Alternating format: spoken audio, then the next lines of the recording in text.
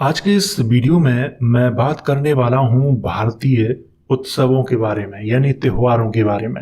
वैसे तो उत्सवों की जानकारी आपको धार्मिक ग्रंथों में भी मिल जाएगी, परंतु भारत में 3 मुख्यतः ऐसे धर्म हैं जिनमें समान त्योहारों की चर्चा की जाती है। जैसे दिवाली का त्योहार है, जैन धर्म, बौद्ध धर्म, हिंदुओं में मनाया जाता है, परंतु इसके इतिहास की चर्चा अलग अलग मिलती है। हिंदुओं में धारणा है कि दिवाली का उत्सव भगवान राम के अयोध्या लौटने के उपलक्ष्य में मनाया जाता है, लेकिन वाल्मीकि रामायण के अनुसार राम के अयोध्या लौटने का समय और आज हम जिस दिवाली को मनाते हैं उसका समय बिल्कुल अलग अलग है। बौद्ध धर्म में दीपदान उत्सव के रूप में इसे मनाया जाता है। जैन धर्म में भी इस उत्सव को बड़े हर्ष के साथ मनाया जाता है। तो तीनों धर्मों में इसकी चर्चा की जाती है, लेकिन अल्बेरुनी ने अपने यात्रा विवरण में जो जानकारी दी है दिवाली के संबंध में वो बिल्कुल अलग है। चलिए मैं आपको दिखाता हूं कि उसके यात्रा विवरण में किन किन उत्सवों की चर्चा की गई है।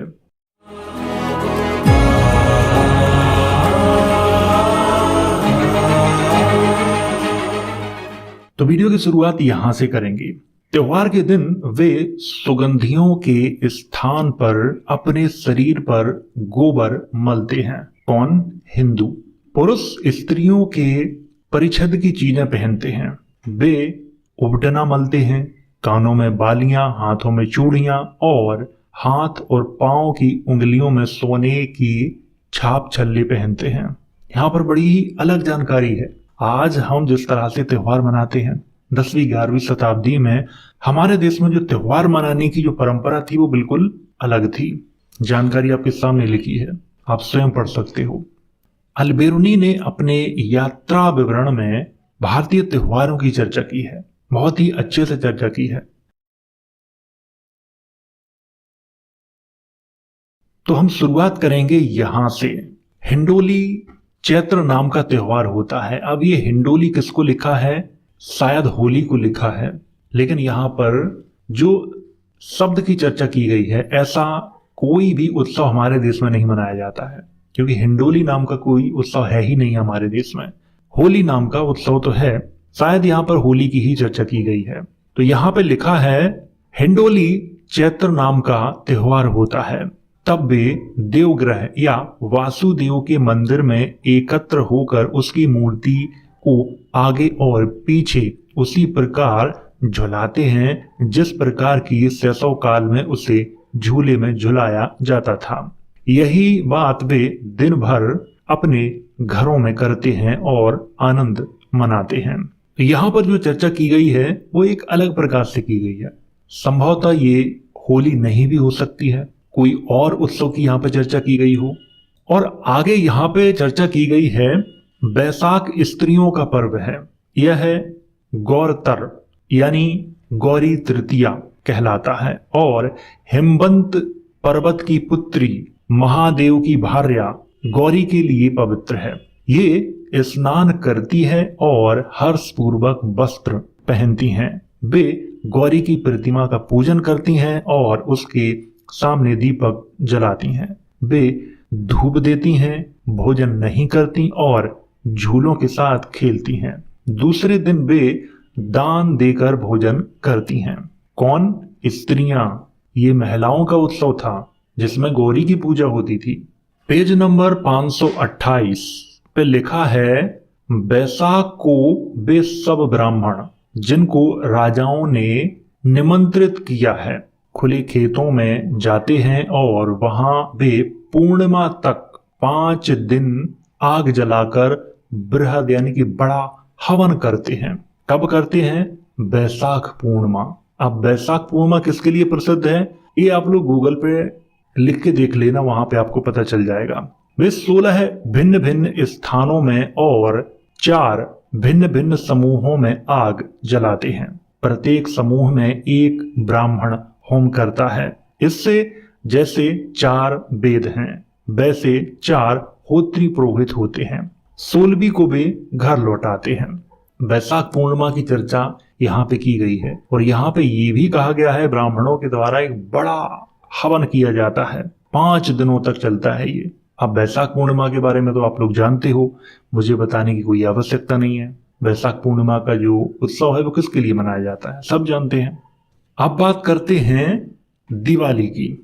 अमावस्या का दिन जब सूर्य तुला राशि में जाता है, दिवाली कहलाती है। तब लोग स्नान करते हैं, आमोद के वस्त्र पहनते हैं, एक दूसरे को पान और सुपारी उपहार में देते हैं। क्या आज भी ऐसा होता है? नहीं होता है, मेरे यहाँ नहीं होता है ऐसा। पान और सुपारी नहीं दी जाती है। दिवाली मनाई जाती है लेकिन पान और सुपारी नहीं दी जाती है। आपके यहाँ हो सकता है। वे सवार होकर दान देने के लिए मंदिरों को जाते हैं और दोपहर तक एक दूसरे के साथ हर्ष से खेलते हैं। रात को प्रत्येक स्थान में बहुत बड़ी संख्या में दीपक जलाते हैं, जिससे वायु पूर्ण रूप से निर्मल हो जाती है। दीपक जलाने से वायु निर्मल हो जाती है, ऐसी मान्यता उस समय भी थी हमारे देश में। इस पर्व का कारण यह है कि वासुदेव की स्त्री लक्ष्मी, यहाँ पर वासुदेव की स्त्री लक्ष्मी लिखा हुआ है, ध्यान रखना, विरोचन के पुत्र बलि को जो 7वें पाताल में बंदी है, यानी राजा बलि जो थे वो 7वें पाताल में बंदी है, ध्यान रखना, वर्ष में एक बार बंधन मुक्त करती है और संसार में जाने की आज्ञा देती है। कौन देती है? लक्ष्मी। लक्ष्मी ने किसको बंधक बनाया हुआ है? राजा बलि को, जो विरोचन के पुत्र थे। स्पष्टता यहाँ पे लिखा हुआ है, वासुदेव की स्त्री लक्ष्मी 7वें पाताल में बंद है। केवल दिवाली का जो दिन है उस एक दिन के लिए बंधन मुक्त करती है और संसार में जाने की आज्ञा देती है। इसीलिए यह त्योहार बलि राज्य अर्थात बलि का आधिपत्य कहलाता है। हिंदू कहते हैं कि कृत युग में यह समय सौभाग्य का समय था और वे प्रसन्न होते हैं क्योंकि प्रस्तुत उत्सव का दिन कृत युग के उस समय के सदृश है, यानी समान है। यहाँ पर जो दिवाली की चर्चा की गई है वो बिल्कुल अलग है। क्यों की गई है? जो राजा बलि थे उनके लिए ये दिवाली का उत्सव मनाया जाता है।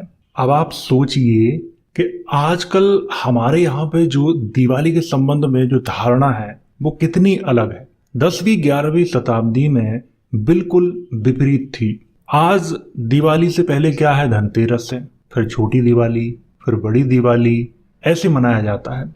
लेकिन उस समय हमें ये धनतेरस का भी जिक्र नहीं मिलता है कहीं भी, और ना ही गोवर्धन पूजा का मिलता है। हाँ, थोड़ी सी चर्चा ये जरूर की गई है कि त्योहारों पे जो भारतीय लोग हैं वो सुगंधी की जगह गोबर अपने शरीर पे मलते हैं, इसकी चर्चा तो की गई है, लेकिन गोवर्धन पूजा की चर्चा नहीं की गई है।